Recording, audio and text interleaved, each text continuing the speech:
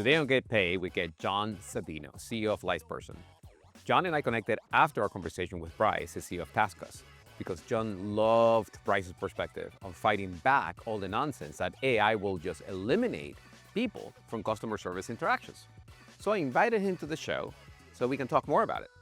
You will hear from John how he's turning around a 30-year-old conversational AI pioneer and using its proprietary data to turn LivePerson into a next-generation AI platform. You'll hear about John's leadership ethos and what he brought from the military and then GE. You will find out why he tells leaders to eat last and the mindset to take the blows from investors and the market and keep running towards his vision and his solutions. Former Army Ranger, VMware, Splunk, GE Digital, the guy actually knows what it takes to scale and support 20 to 2,000 agents. John, let's go get paid. John, so good to have you. Thanks again for coming to the podcast. I feel like you have so much to share to our audience, specifically to those who are building agents as part of larger companies and then trying to figure out where do they lean in, where do they lean out, what's true, what's fat, and what's real. Thanks again for being here.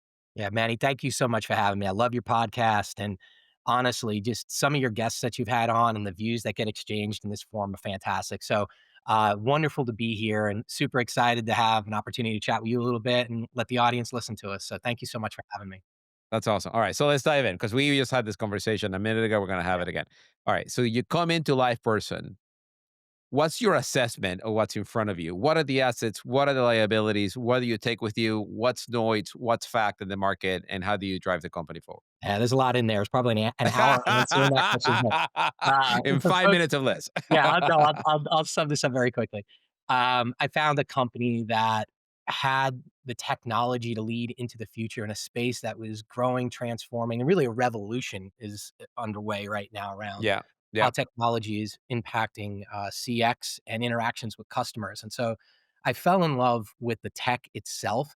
But the company really had, great ambitions. And I think it swung in a few things that really weren't core to what it needed to do for its customers and support digital e-commerce. And so stepping into this company, I very quickly refocused the strategy back on its core, making sure that digital connection, digital customer support, e-commerce, and the ability to interact with customers on what really, really matters when humans should versus when a bot should would be the core of the strategy. And so we went from trying to build the world's biggest or best LLM to actually providing the orchestration and infrastructure to give customers choice and flexibility with their technology to really help them use our expertise from the past 30 years to really help them design what their customer experience should be and build their brand that's unique to them with a variety of technologies, not just LivePerson, but pick any LLM you want. Use whatever CRM backend you want. And so we were doing this concept of innovation without disruption, as well as trying to bring together multiple channels, voice, Yeah. digital connection points, and third-party connection through SMS, RCS, those types of things. So it really was a company that had, I think, lost its way in some regards, but had all the pieces to be great. And that's what we've been focusing on for the past year and a half and dealing with some of the commercial challenges, not commercial challenges, but the financial challenges that the company was saddled with. So it's been both financial and operational re-engineering, as well as redefining this brand and this capability in the marketplace for LivePerson. So when you look at the pushback that you got from the market around like the strategy for LivePerson, what was real and what you took on, and what was bullshit and I'm not listening to that. That doesn't matter to me. Yeah. Give me one of It each. started day one. Everybody, you see, Manny, I shared with you that I'm an operational CEO. My career has been in applying technology in the field with customers. I'm a former chief customer officer. I've run support teams, PS organizations, digital sales teams, renewal teams. It's all where technology actually has to work and the rubber meets the road. So when I stepped into this company, everybody was like, all right, you got to invest in building your own LLMs. You have to go into healthcare. You have to be a digital assistant.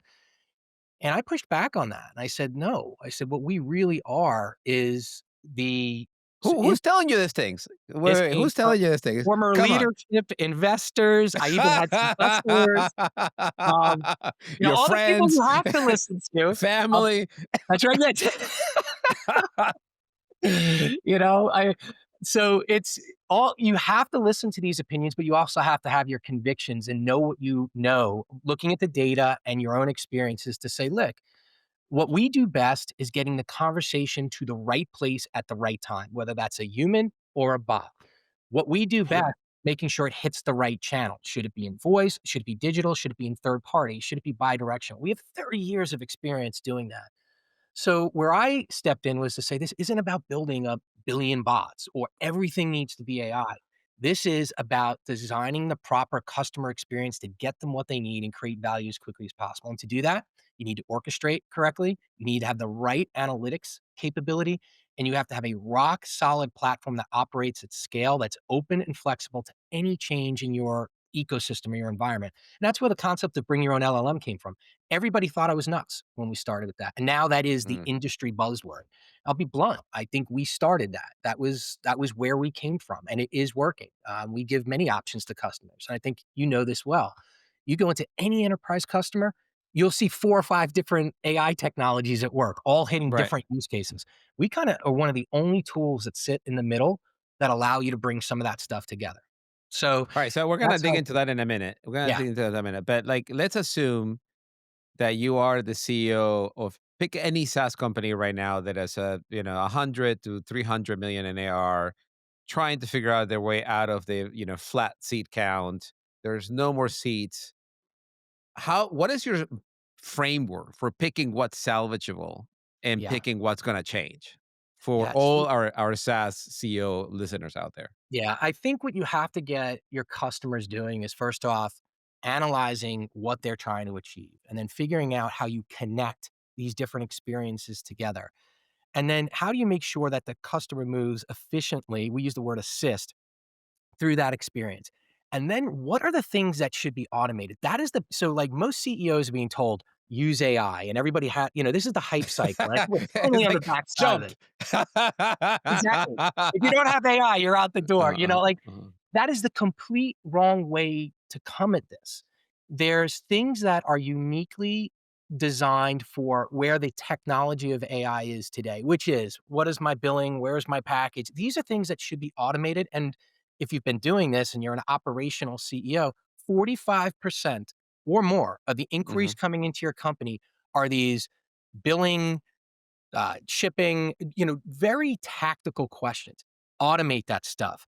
And then don't Right. fire all your humans. Those are the people that should be there to handle these complex cases where, let's say, the package went to the wrong location. Let's say the payment was wrong. These are failures in your own internal process that manifest in customer dissatisfaction. You want to escalate that point to a human for resolution as quickly as possible. And you Right. want all the information at those human fingertips. So, CEOs today, if you are looking to figure out what to do with this, it is first analyze what your customer is trying to achieve, where the value and brand equity is actually created in what you do, and then figuring out what's automated, what needs that white glove touch. And lastly, I'll say, I think it's creating economic opportunities. Mm. The white glove touch is something people are willing to pay for. I'll tell you Right. that. High net worth individuals in banking, somebody that does a lot of gaming. I'm one of those. Like, I would want somebody to make sure I knew about certain things. um, there are things that are ripe for subscription, engagement, or higher levels of service that you can charge a premium for. And Right. you can turn your support engagements, if they have the right information, into an upsell opportunity. That's where you should be honing in and really applying both sides of this. Human in the loop, human escalation point, but get the low value, high caloric things off the table with AI. That's where the tech is at right now. It's going to keep Mhm. evolving and eating some of that, but it's an opportunity to reinvest and create another growth strategy in your company. So what you're saying is absolutely right. I mean, maybe once or twice a day, a conversation with a CEO whose board has told them that they have to embed AI in every process. They read, the Toby manifesto, they read the whatever letter, and like now all tech Yeah. investors are And on you've their read the ass. MIT study, right? Like they And were you saying, read MIT's. We're gonna get to that in a minute. We're yeah, gonna get to that in a minute. So hold that one. That one's yeah. juicy. But before we get there, so what is the stupidest thing you've seen done with AI by a CEO whose hand was forced by their investors and board? I'm not gonna use the word stupid, all right? I'm gonna use the word Unenlightened. There overreaching. you I go. think they jumped the shark, so to speak, for those that I know that. love it. All right. That's because Um, you're a nicer person than me. this one of the more misguided things I've seen is trying to put a bot right in front of your customer experience that you think is gonna do everything. Mm, That that to me, boom, right on my homepage. Like for most enterprise companies, the subsystems that are at play, ERP, the CRM systems, the shit, like that is a right now. Again, these things change over time, but right now, that is not necessarily the right way to do things. What Yep. I see as being a better way of doing this is there may be a digital interaction up front to route, but fully understanding that if your bot can't handle the question, or communicate the value, deliver the value, you must have human escalation. So I've seen a few CEOs that literally have said to me, look, we don't need XYZ from you anymore because we got this. Guess what? Three of those customers came back to us already. Mm. AI is not the answer to poor CX. AI is not the lever for quote unquote cost out. It helps you on cost out and efficiency, but it should be used to elevate the experience, define your brand, and create new commercial opportunities at a higher velocity. If you're thinking that way, as a CEO, you'll make the right decision. If it's you walk into your CIO, CTO and say, I need AI, deploy a bot, you're going to get what I see in a lot of companies. Five different techs, okay, not necessarily bad, but all hitting isolated use cases or some master bot that can't answer all the questions that pisses off 60% of your customers. That is a recipe for disaster. No doubt So about it. it's So tell me then, are you parting the waters then in that if you are a brand that cares about your customer interaction, you're a live person customer, whether you know it or not. And if yeah. you don't care, then by all means, but go buy something else because they're gonna get in front of your user and do whatever they want, but the cost is gonna be low. Is that how you're thinking about it? Are you segmenting that way? Are you going to market that way? Tell me more about that. That is how I think about it, and if I would project LivePerson into the future, we are an enterprise scale solution. Mm. Most of our customers are Fortune 100, Fortune 100, Fortune 500 banks, You're in all airlines. the major brands. Like you Yeah, guys like are it's the de facto standard. so we have that level of scale. What I would think about in the future, I think for SMB, I think there are more opportunities to experiment with lower risk profiles around some AI. So I mean, I would like to think about how do we adapt our product more for that audience as well over time. So again, I look at AI as an opportunity. It's right now, if you're running a call center and you're looking for efficiencies and you're looking for better outreach and engagement and commercial growth, LivePerson's a great solution for you. If you're a 20-person mom or pop shop, there are a lot of other maybe you don't have as many things you need to do with the customer maybe, or your offering and value isn't as complex at that stage. That Yeah. might be a point AI solution, and there's been a lot of growth in that place, and I think that's some place where LivePerson needs to do better, and have an offering that scales down, so to speak, for that customer group. Is it do better or are you giving the market up so that you can focus on your top end? We have smaller customers, but again, it is as they are starting to evolve into mid-market and beyond. Right now, it's not a market we serve directly with a dedicated direct sales team. We tend to leave a lot of that to the partner network at this point. So the answer to your question directly is we have some customers there. It's not where we design. It's not necessarily our sweet spot. I'd love to see what we could do more in that space. So there's a little bit more out of the box with our technology. So when as a CEO, I was a CEO too, and as a CEO, you have to spend quality time with your investors, right? Yeah. Tell me, what is the harshest criticism to your strategy, and tell me what's starting to work right now that wasn't working when you joined. A great question. So let's start with the harshest critique. When I stepped in, I was handed a very difficult scenario. Imagine 2 weeks on the job and suddenly, Yeah, you don't you're get this job because it's easy. Just to be clear, like you walked into very the true, yeah, I mean, like very true. And someone tells you, your renewal base is at risk, and there's a lot of challenges there. And that was within the first 2 or 3 weeks. So the first critique I had is, do you have time? And the belief that you don't have time to reimagine your company, rebuild your brand. And the answer to that question is always is there's time, but you have to move quick and execute, and you have to respond to the market. And I think that's what LivePerson has done. We've looked to scale up. We're looking to become more efficient. We are personally using AI to take some of the cost structure out of the company, but not with the intent of just taking cost out, but being more efficient in how we design and build product, how we communicate internally, and what organizations can do in terms of knowledge management and ramping people up quickly. So the first critique I got was, your strategy is too grand for the time that you have. Um, and the thing that people don't realize is you should try a strategy. You should move forward. When you get a signal it's not working, you got to be willing to pivot and make changes. That's what we have been moving very quickly, and we will continue to do so, both on the financial side, the commercial side, and the product side of what we do. So that was the first critique that I got. But I will say something that the market is rewarding is our perspective that this is an ecosystem that is moving quickly, and we do not look at it as it's only live person. We look at it as there are a number best of breed will win the day. And I think that many of our customers appreciate that. They appreciate the flexibility to innovate without having to rip out a whole CCaaS system, put in a new CRM system, be forced into data, contracts, and products that you don't know what the end state on. The fact is we can step in and unify a lot of this for the right CX. And that strategy seems to be paying off with our existing customer base and is opening the door with some new customers right now. So who have you converted? So who was one of the early investors that you showed up to the job, you got a call from that investor. He's like, "Hey, I owe 5% of the company. I think you're wrong." Yeah. Like, who I'm called you not gonna back I will and not told me, Yeah, no, "Come on, John." I'm not gonna discuss individual I appreciate the question and how direct it is. Let me talk about being a CEO and managing your investors. There are going to be times that you fundamentally disagree, and you Yep. have to have the wherewithal and the courage to say, "I'm not doing that. I'm gonna try this first."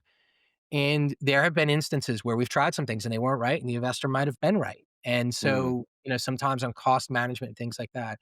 So, as you try different things and you learn, you have to adapt and maybe move forward and take some of those recommendations on. In the case of LivePerson, it's always been about, since the day I got here, the financials of the company. How are you going to shore that up? And our strategy was, you can read about it, it's public information, but to look at how we came to a deal with the debt holders. We're a live person, not only alive and kicking, but will be so to 2029 and beyond. And I think that's quite a decent feat that most of our investors should be happy about. It's challenging in terms of how you have to do that, in terms of cash out the door, dilution, and these things. But this is what a CEO and a CFO Those are have the to do. choices. Right. Right, right. So, what I would But say, to get to that deal, you must have had a number of people change their mind, right? yes, You changed somebody's mind. How did that work? Like, what was the original position and what was the, "Hey, John, I was wrong. This is the right move. I You're don't know if right. you'll ever Let's have a go." major investor say they were wrong, right? Like, ever, right? Maybe So I'll we can all tell dream about it. We can all no, dream about it. what they will respond with is, "I see what you did. Okay, I understand it. Now what is next?" And if Oh, you I end like up in that. the right place, which is Yeah, you in the case of financial distress, your debt maturities are now in the right place. You have a runway in which you can invest and right. run the You have company. operating elbow room, if you would. Yeah, and, once they see that, I think investors tend to say, "All right, they've analyzed the situation correctly. I don't agree with how they did it. I may not financially like how they did it, but time is what is critical to a company in transformation, and if you're creating more time and space to get things right, that can create value." And that's where I've seen some of our investors say, "All right, you've created time. Now, what are you going to do with it?" And that's if you look at the analysts right now, a lot of people are talking about that. All right, they've done all of these things to keep the company going. They've got a strong technology. They're being mentioned by Gartner. They've got partnerships with major players like Google, Apple, and others. What's next? And now it's time. After you get all that behind you, now as a CEO, you really got to show up and deliver. And that's what the company's focused The on. Gardner thing happened after the debt deal or before? After. We knew it was So you there, we so couldn't talk about it. We I love that's a Gardner. John, take the win. Come on, John, take the win. Yeah, Like, it you ha got the Gardner thing after the debt deal. So the debt yes. deal didn't even know that you had Yeah, that's showed up in the Gardner quadrant. That's amazing. That's a great job. yeah, thank you very much, and it's again, I think it speaks to the legacy of the company, the hard work and the innovation of the folks that are here today, and again, Gartner, they get over 200 plus companies that apply for this stuff. To even get It's mentioned. still a thing, dude. Their stock is taking a beating. Like, I know, I saw that. that's I mean, that's gotta be a CEO that got some scars to show Yeah, for. But I agree with you. Like, CIOs listen to them, and now you're in the pole position. right, So where so you we're where in the you conversation. Yep. And that Yeah. So let's rewind real quick. Just, that was another yeah. critique that we got from some investors saying, "Oh, you're not being mentioned in these things." And that's where the decisions are made. We took that to heart. We very Mm, much did, and we made a concerted effort to make sure that the innovation we were doing, the communication that we're doing with the market and with analysts, allowed us to be positioned where we are today. And I wanna be in the top right, like every other company, CEO in technology, and that's what we have our eyes set on. So, that's another example of where someone walks through your door as a major investor, is highly critical because you're not in this report or that report. It's not that you just target the report, that is a valid criticism. You need to have an answer, and it's not fluff. It needs to be your technology speaking for you. It needs to be your customers speaking for you. And that's yeah, what that Gartner report represents: customers, technology, and our vision of where we're going. yeah. So I think it was a great accomplishment for the company, and it was in direct response in some regards to critique on week 3 of what we needed to do with the brand and the company. So, Well, congratulations. I know how thank hard that is, and that was a huge accomplishment. So let's talk about reports. MIT report came out, yeah, 60% of pilots are failing. What are you doing about it, and how are you using that to your advantage? How are you yeah, playing, Jude in this whole thing yeah. and running that all the way that to the bank?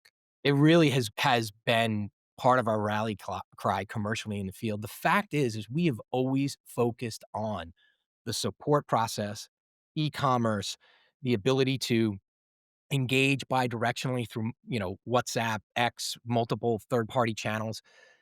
It was never about the isolated use case. We had an Mm. AI copilot before anybody else because we were thinking about what does a support agent actually need. We've been thinking about orchestration much longer than anyone else. That is what we've always done, but we've seen where the technology has moved Oh, between interesting. voice Interesting. AI, the voice channel, which is not dying, it's transforming, and the importance of connecting that, but more importantly, bringing over that digital signal to do better analytics on what your customers are saying and doing. So is that where your competitors are falling over on the lack of orchestration, on the lack of multi-channel, on the lack of escalation? Is that why their pilots are failing? That's exactly right. AI Okay. companies are grabbing a use case and they're grabbing some data and saying, "Ooh, look what we can do." They walk into the Right. boardroom, they show that to everybody, Resolution rates. Look at my resolution rates. Compare Decagon and the Intercom and boom, boom, boom, boom, boom. Is that and guess what?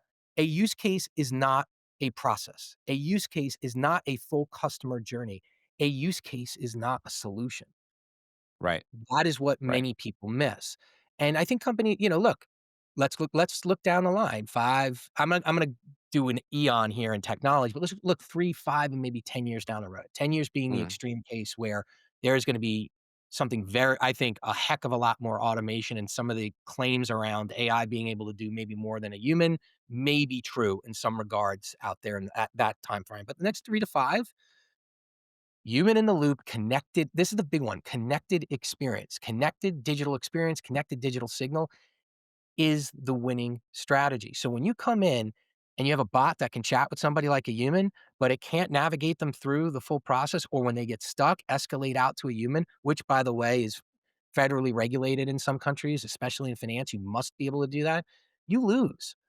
So Mhm. that is at the heart of that question. You really it's not wowing somebody with a human like AI. It's wowing your customer with what defines my brand experience, and I am a digital native. I wanna interact digitally. You need to make sure that's seamless, and then Yeah. you're either fee or part of your brand building, your value, your equity.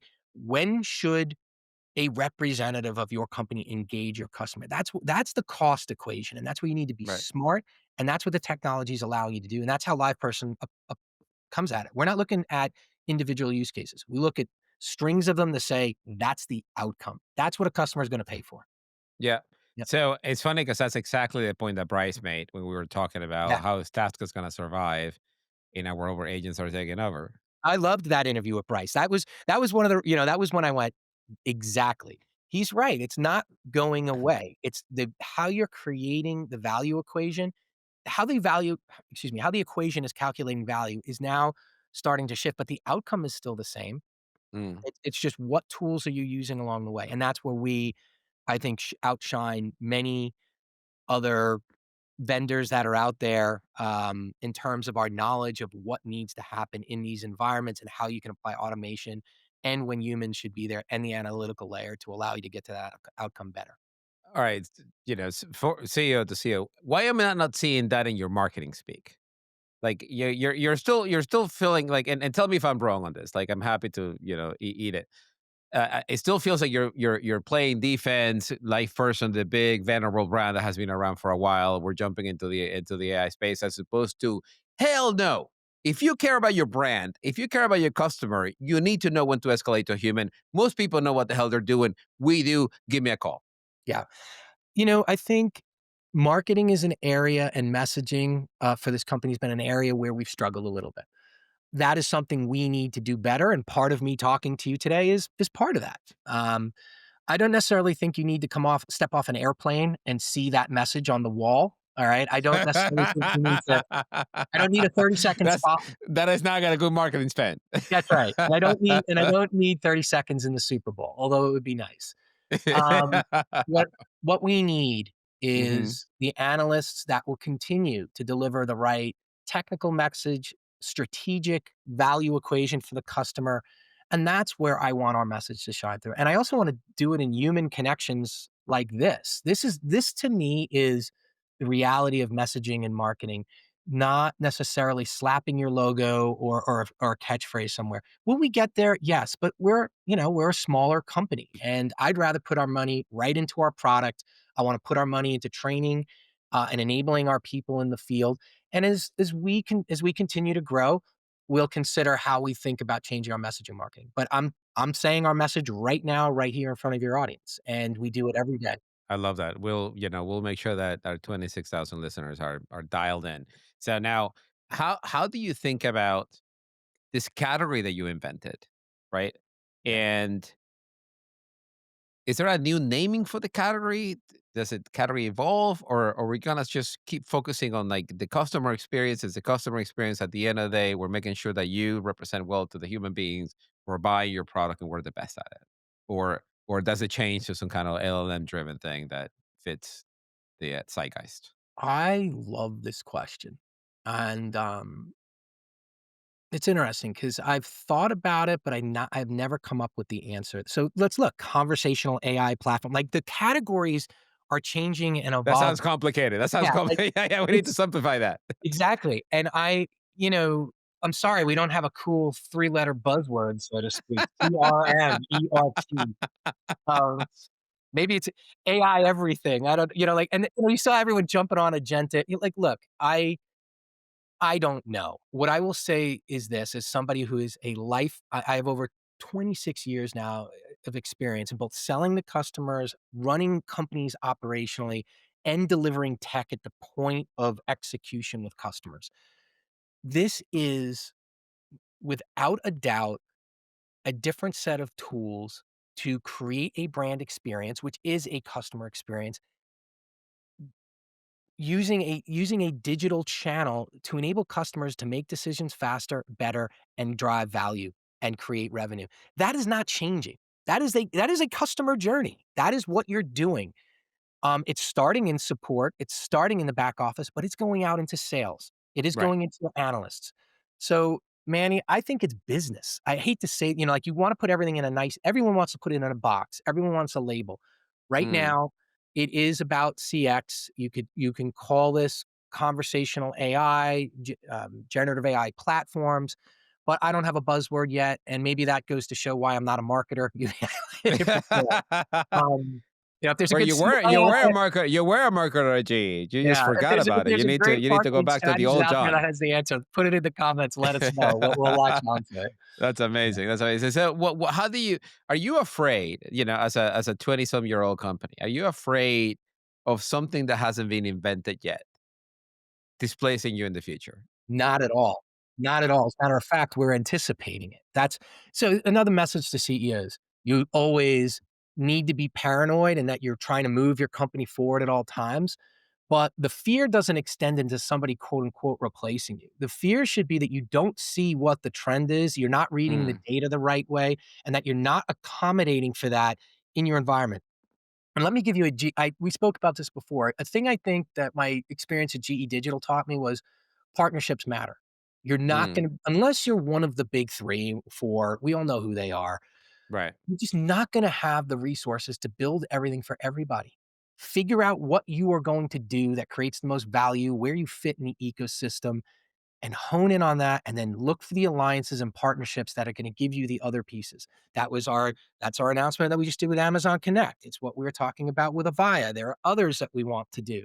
It's our Google RCS partnership. Right. We can't build all that. We can build, we can work on the APIs, the connections, but what we want to offer is the most seamless, cohesive platform to give you a best of breed capability to define your brand. That's what we do. So, short answer to your question is that I look forward. DeepSeek was the perfect proof point for everything that I've been saying. The fact that they came out, I believe it was out of left field. I never heard Out of about nowhere. Nobody at saw it nowhere. coming. And Nobody saw it suddenly coming. everyone's hair got blown back and it could fit right in with, hey, baby, bring your own LLM. You don't have to pay that fee. You can get a cheaper just like bot building. Bot building became a commodity. It is a Right. commodity now. It used to be one of our specialties. I'm not gonna hold on to that and say, we'll Right. still do it. We'll still make it easy. We'll still innovate around it to some degree. But that one use case or feature can't be your future. And so what DeepSeek proved is that your platform must be open. You must Mm. know the few things that you do really well and dive in on those. If you see someone else coming in with a better technology, accommodate for it and look to see how you're going to add value in some other way. Yeah. Yeah, so it's no, I don't worry about displacement. There's competitors everywhere and they fall into every category. CCaaS, CRM, AI pure play. 100%. Everyone's coming into the market. It's a game of survival. But what I Right. would say is you don't have to eat the biggest fight the elephant. You don't have to fight the biggest lion. You have to be relevant in the ecosystem. And that's how we're applying. 100%. But the thing that is unmistakable is the fact that there's a lot of change happening very fast around your industry. And your industry seems to be the one that has, coalesced the most amount of attention and love and innovation, et cetera. Don't you wish you were doing this as a private company? Of course, from a financial like, listen, financial reengineering privately is so much easier than having to go out to It's a shareholders. walk in the park compared to what you do. Exactly. But this is where our company is, and for all the leaders out there listening, you don't wish or lament what it coulda, shoulda, woulda. It's what are you gonna do today? All right, and guess what? What you might have done last week might have been wrong. All right, Right. grab your team, recalibrate, look at it again, try something different. And then I do believe you have to be a realist. I fully see a future where LivePerson can stand on its own. I could see it being a valuable technology inside of another company. And there could be a future that isn't even written yet, where something we're building right now, let's just take synthetics, for example, training Mm. a human, training a bot. We've got some pretty cool solutions coming out there. That could be a company and a product in and of itself. So companies need to evolve. You can't just, I think it's Jeffrey Moore, he talks about, you can't just be relying on your cash cow. You actually have to consume yourself or somebody else will, and you have to be willing to pivot and look. And that's how I approach things as CEO. Operational rigor, listening to my customers, not being afraid of being displaced, but listening, looking, acknowledging, being a realist, and then Yeah. finding the right partners to help us move forward. And you just don't know what's around the corner. You have to deal with the fact and the reality of today to set you up for an opportunity in the future. That was an incredible answer to a very hard question that everyone should take to heart. The ball needs to be played in the field where it's at, Yeah. not where you wish it was, so you can move the ball forward. Yeah. I appreciate you diving into it. Yeah. Let me give one more too to your audience here. You don't have to be a CEO. You could be a COO. You could be a CS leader. You could be a PS leader. Look, you're gonna lose customers. You're gonna gain customers. Yeah. You're gonna hope the renewal is $10 and it comes in at 7. Look, this it's like anything else in life. You deal with what you have in front of you, but you set up for the next one. And you just, it's that old Theodore Roosevelt quote: "The man or the woman in the arena." Look, it's about you get in there and you do your best, and you're always Yeah. looking to create value for shareholders. You're always looking to answer to your customers, and you're looking to take care of your employees. If that is your mantra every day, you can deal with the losses and hopefully get some wins in the future. And, that's the way I approach it every day here. We have to make tough decisions in this company. I'm not going to, like you'll probably hear about them here in the future, but they're based on what technology enables us to do, what we need to do for our customers, and what is financially responsible for the company. And I'll never shy away from that. I don't think any of your listeners or leaders on this call will. Hopefully, that's a decent framework to help get you there. You're going to get punched. That's amazing. Cause dude, you step in the ring and the first thing that happen is you got punch everywhere. everywhere. right? Everywhere, everywhere. And at this point, I think I know you well enough to know that you went in knowing that you're gonna get punched, Yeah, but you needed to get punched to actually like be in the ring and be part of the yeah. game. And now you're part of the game. You're punching back. You know, you're swinging. You're in the game. And that Gardner quadrant put you in the ring. So you know you're doing a fantastic job. Thank you, Manny. Let me just give you one last one because we spoke about it before. Like this is a prop for some veterans out there, former military leaders, NCOs, even privates. Like one of the things that if you ever have an opportunity to hire somebody out of the military, I highly encourage you to do so. You might have to knock a few rough edges off of them here and there. Somebody way back in the You're day. very smooth, That's very smooth. trust me, it's a lot of edges knocked off. But you want people in your organization that have the grit, that know how to take the objective with less. They're gonna find a way, and if they fail, they're gonna dust themselves off, say, "All right, next one, let's go." That's gotta be the courage you have inside of your company, and this, for me, I've had people say to me, "Why live person?" Frankly, tech and the challenge and Mm, the people here. Like, the people in this company are amazing, and it's a team, and so if my career has been I didn't just wanna, be a lieutenant, I wanted to go to ranger school, airborne school, I wanted to constantly challenge myself. As a leader, as a CEO, or anybody aspiring to sit in these seats, you must challenge yourself every time you have an opportunity to, and not be afraid to fail. I've mm, failed. I probably fail at something a few times a week, and it's frustrating. But that is where strength, character, resilience, and opportunity are built. And that is in the DNA of just about anybody that has been in a high intensity organization like the military, firefighters, um, public service, police, things like that. Again, it may not be that the skill set lines up perfectly, but the grit mm. you need to move through things like that is just in look for it out there across the entire employment base, but you find that uniquely inside of veterans. And I try to display that for my community, for that segment of society, which is very small. And it's just how my DNA has been written. It's like, all right, that's the challenge, forehead down, let's go. If you can be smarter and move around it, up over it, fact is we're going to get through it. Yeah. Do so. But that's what you want the DNA of your team to be. Otherwise, you never do these things. You know, I think that you're clearly a special person to go through all this, but not everybody is. What are the actionable mantras, Yeah. thoughts, frameworks, habits that a CEO of a few $100 million company that is flat and is looking to figure Yeah. out the next lever and they're not coming to you and they have to tell a story to the board that is evolving. It doesn't seem like they have the shit together. They get the stuffing out of it every kicked out Yep. every every more meeting, every investor meeting. Like what they should be doing to hold it together so I can see through it. Hopefully, this burns in everybody's brain. Eat second. And that is a maxim, or eat last, I should say. That is a maxim from the military. Officers do not eat before their soldiers. We don't sleep before our soldiers. And you have to be in the field with your people. So, what this Mm, translates to in this world is people before you. You don't put a bonus, a share in your back pocket unless you hit your employee base first. You look at everything from how do you make their life more efficient to create value than what you do for yourself.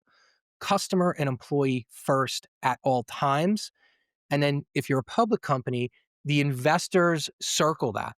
So if you're doing that right, you should be satisfying them. And there will be times that you do have to satisfy that investor base around your cost structure if you're a public company, where you right. have to be crystal clear with your employees why are you cutting your company 20 or 30%. I'm not going to talk from a live person perspective. We are looking at these types of things, but look at Microsoft, look at Salesforce, Google, like everybody is cutting headcount. Do your Mm, company does your employee base know why? mm, Have you as a leader communicated the why, and have you personally invested the time and the tough conversations and communicating with your people? Honest to goodness, I try to do that every day. We do monthly town halls. Um, there are big changes coming in our company too, but it is all with 3 things in mind: satisfy my shareholder base, take care of my customers, and make sure my employees know why we're doing what we're doing and have the best environment to work in. And even if you're not providing that, you must be striving to do that. So you got to eat last. Everything comes before you, and it's sometimes hard to realize that when you're getting punched everywhere, and the easy button is there to eject yourself, go on and do something else. But if you've made a commitment to your people, to your customers, and your investors, you stick it out and you get the best results for them. And that's what this is about. That's amazing. That should go on the wall. That should go on the card. Thanks, That man. was that was that I'm was just truly quoting other people inspirational. smarter than me, so and I just Yeah, try to. no, Yeah, no, and I think that you clearly live it. I mean, you talked about it like off the cuff, so that you clearly this is how you manage yourself. You got new products coming on. yeah, You got this whole synthetics. You got workflows. You yeah, got platform. You got first of all, you got a bunch of stuff coming out that you haven't sold before. Number one. Number two, you haven't monetized it before, and you're in the middle of like creating momentum, market awareness. yeah, How are you commercial? It's like, what is this technology? How are you commercializing? How are you gonna get paid? yeah. So if you, I'm going to steal an old GE thing. I hope people don't Oh, think come I'm on. Please do. inflated. Please do. All right, all Please right. do. Make it Makes real. everybody realize there actually was some wisdom back 20, There 25 was years wisdom. ago. Jack Welch Um, was a hero despite what everybody says. I, yeah, I am I'm fully with this you. concept of innovation never has left me. Meaning, Mm. put something in front of a customer and ask if they'll pay for it. Then ask what they'll pay for. And if you get a goose egg or no, I'm not interested, try and Now you know. calm your product team down that and listen to the customer.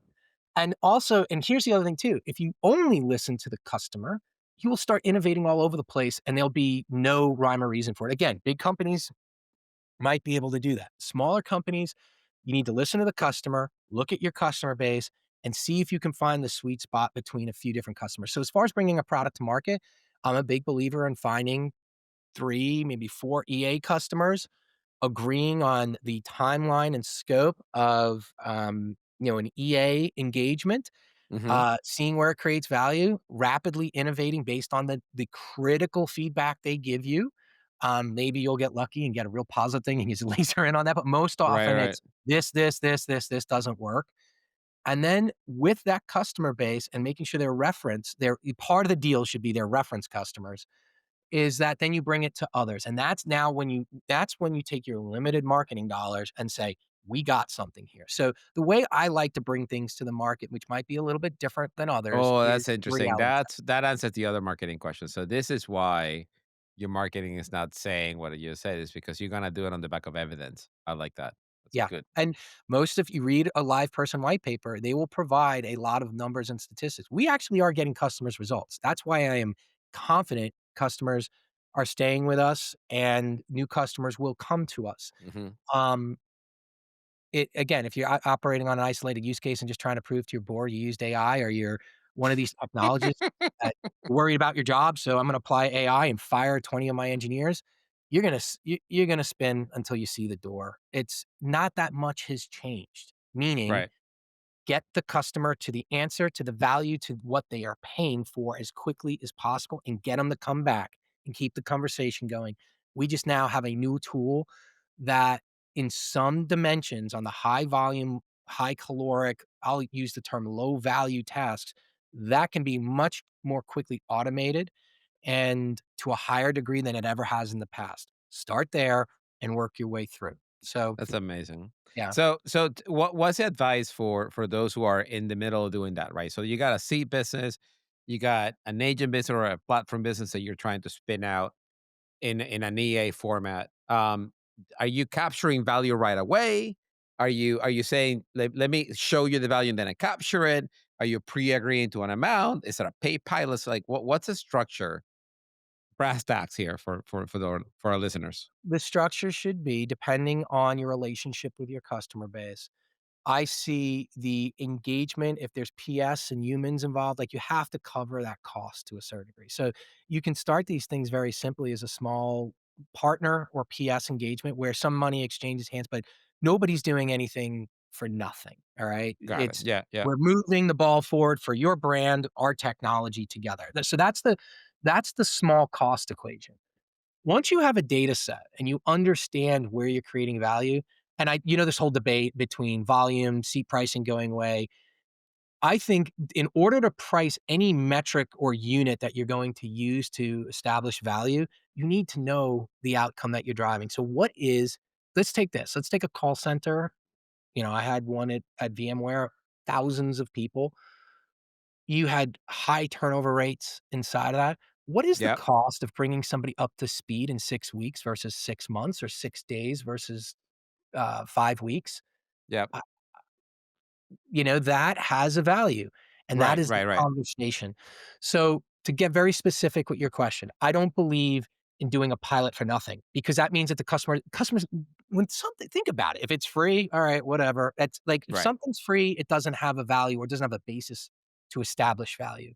It's what Yep. comes after. So, I don't believe in completely free. I'll give you free access to stuff, but if I have to spend money and time setting it up, which again, you'd like that to be 0, goes back to Right. our prior question, but if in reality it's new and you have to support it, I think you have to trade off on that at first and then look at the outcome. Did you achieve what the customer wanted? Now you have a real commercial conversation. Got it. And that then goes back to, do you embed it in your seat pricing, which I think we all agree is under pressure? Is it a volume play? Or can you get creative if you have the right metering to say, I did this X number of times and this percentage dropped, and we've agreed to how that's measured digitally, not Yeah. by spreadsheet? That's an interesting way to transact. We're not there So yet. That would be nice. what are you seeing your customers split the value? So what are you seeing your customers generating value and then saying, okay, you generated value here. I'm gonna attribute it to you. I'm gonna pay you for it. Like, what are the new things that are not volume based or seat based that are coming up on your radar? Well, we wanna transact that way. I think customers, it's really funny. When I look at what I know we're doing for certain customers versus what we're charging for it, I'd like a bigger piece, right? So this is a tricky question. Let's go back to the use case that synthetics helps with, because that's one of the things that I think we're gonna do very well with here in the future. Mm, yeah. If I can create a scenario where you get a bot that handles 10% of your overall call volume to market in under a week, and you have reliability, that you have governance and structure around it, I think that's worth a little bit more in my seat licensing or my volume-based pricing. Again, when it's a new product, you are feeling that out. We don't have an answer for that in certain cases. We're Right. working through that with some customers. But we do have an idea of what the cost per human is, cost per seat, what you can translate that to in economics. What it really does come down to is how you agree upon your metering, again, and that's the last thing I would say too, is if the customer isn't serious about making the digital change, you're not gonna see the results. So this goes back to, everyone's outcome-based pricing. Yeah, we do, but I don't always necessarily wanna put my pricing in the hands of how good the support leader gets his efficiency number. He or she may have, other challenges that inhibit my ability. I think what this comes down to is you have to do your own math. Yep. You have to be able to understand your market and where you're creating value, and that pricing should be reflected in some form of a volume or a gold, silver, bronze increase in your overall seating price. I'm sorry to say, not very innovative there at this point. There needs, I think, to be some very tight structure around commercialization of an outcome metric. Again, it has to be all digital. Nobody can debate it. Mm. Um, but that remains to be seen on how that works out. So right now, back to the few customers that we're working with on this, I think it's going to just be an alteration to our current licensing fee, volume based pricing, or an up tiering. That's where we are right now. I'll let you know how that plays out in the future, because I do think there is a different way to transact. We're just not there yet. That's awesome. That's awesome. Well, I appreciate you, John. You told us everything, and you gave everyone in our audience a lot of good guidance, a lot of good frameworks, a lot of good ways to think about it. And I'm not gonna lie to you, a lot of inspiration. I was inspired by the way you came to this company, and you turn around the perception, and now you created yourself some space and some time to go and execute on this strategy that you got in front of you. I think that I personally look, I listen to many sales leaders and leaders talk about how they're gonna migrate to agentic. And I think you got a very strong hand to play, and it's now a matter of playing it. So Yes. congratulations on your progress, and I Thanks. appreciate you talking to us and coming to the It's podcast. wonderful I honestly feel very honored to be in the environment with some of the past speakers you had and just getting to know you as an individual. And again, this is some place people should be tuning into because you have great speakers. I believe your insights are right, and you're controversial. You force people to think. So this was really this was really a pleasure and an honor to be here with you. And so thank you so much. Yeah, likewise, John. And for those who are listening to, if you would like this conversation with John, subscribe to the podcast. There's going to be a lot more conversations like this. This was awesome. Thanks, John, again for being here. Have a great day, man. Take care. You too, man. Talk to you soon.